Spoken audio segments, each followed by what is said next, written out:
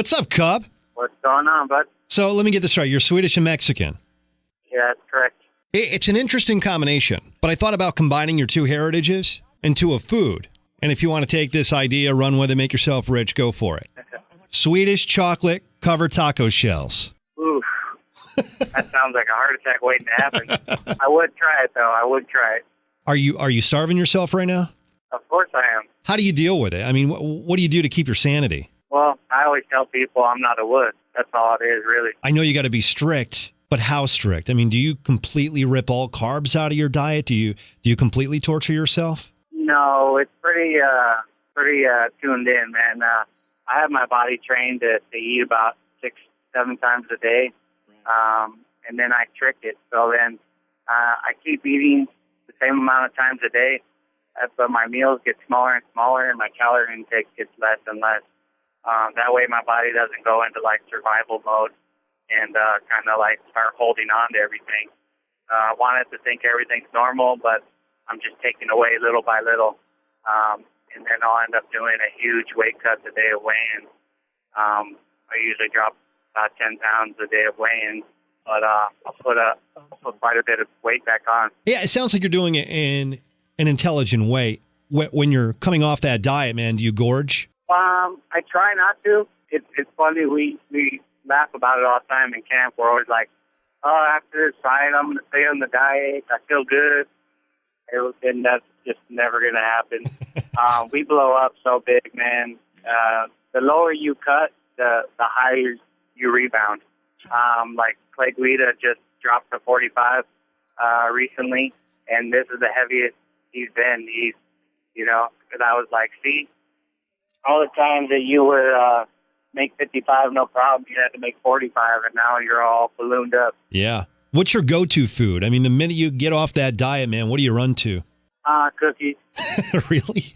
When I fought Charles Oliveira, I just told everybody I just wanted to get fat, and I got up to 185. Wow. I weighed in at 145. I got up to 185 in 2 weeks. Wow. That's a lot of weight, man. Well, look, you're another WEC fighter that was part of that merge. That organization has pumped out some beastly fighters. Do you hang with other WEC alumni?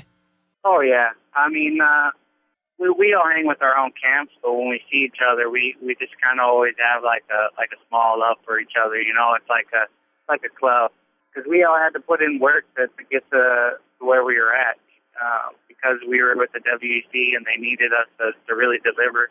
Before every event, they used to tell us, all right, this is a bigger show for us. You guys need to deliver. And we always did. So, I mean, that was something for us to be proud of. Absolutely. Well, look, congratulations. You're on a 4-fight win streak, right?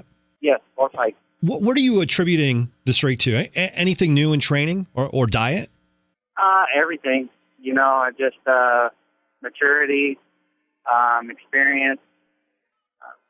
Just wanting it real bad, and it's just about never giving up, and just finally getting it all in tune, and finally firing off on all cylinders. I go about things as a professional, and I don't just try to beat myself up to try to be the best. I really study for it. Well, congratulations. I probably should have asked you this before asking you that, but are you superstitious? Do you mind talking about winning? No, it's okay. I'm very confident in my abilities these days. So, I mean, I don't mind talking about it. Do you study your opponents, and do you take into consideration their strengths and weaknesses? Yeah, that's the first thing I look at when I study videotape. I look at their strengths. What do they do a lot? And so those are on my mind. So during the fight, I can stand right in front of the guy and get ready to throw down, and I know what his go-to moves are, what he really likes to throw at people. And those are the things I have to be aware of. And other than that, I'm not worried at all. Your opponent, he's no punk, man. He's a good fighter. Dennis Silver. How are you preparing for this fight? The biggest thing is it's about me. The more I worry about my opponent, the worse I'm going to do. If you're worried about fighting a really good wrestler and all you do is take down defense, then you just pretty much gave him the fight, because you just work defense your entire camp, and that doesn't win a fight. So the biggest thing is you just got to worry about you and make sure that you're so good at what you do that it doesn't matter what they do.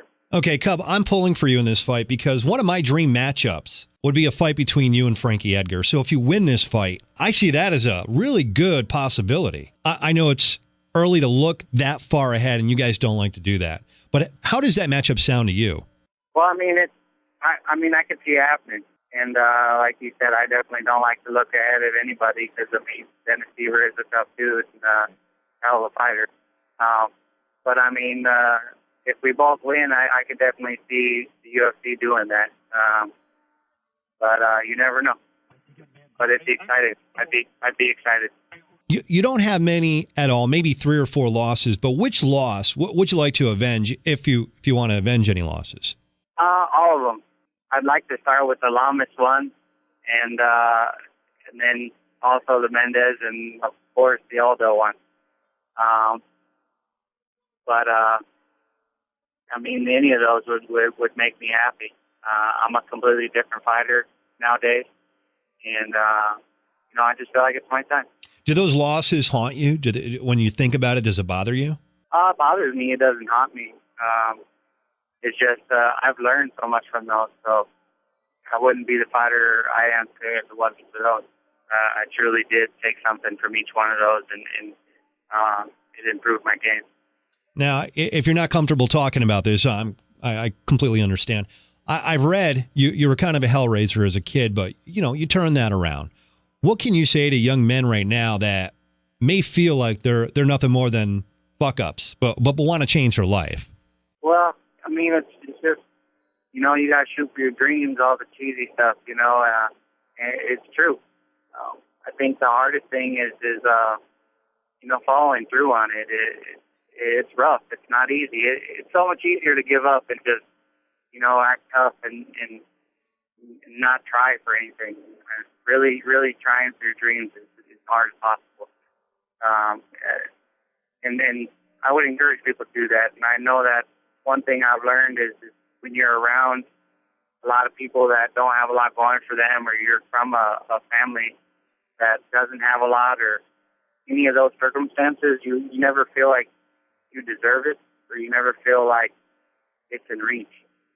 And you gotta believe, man. It's just mind over matter. You just gotta dig deep, and you gotta get after it. Yeah, you brought up something really important. When you're around certain people that may not know any better, and at that time you may not know any better, it's hard to break away from that crowd. You got to have somebody, don't you think? You got to have someone in your life that can help pull you away from that. Did you have somebody like that in your life? Oh, definitely. I have a lot of people around me who really care about me, and like mentors and stuff like that. I've been very fortunate. I have people that check in with me and make sure that I'm not getting big-headed, that I'm not blowing my money, and all things like that.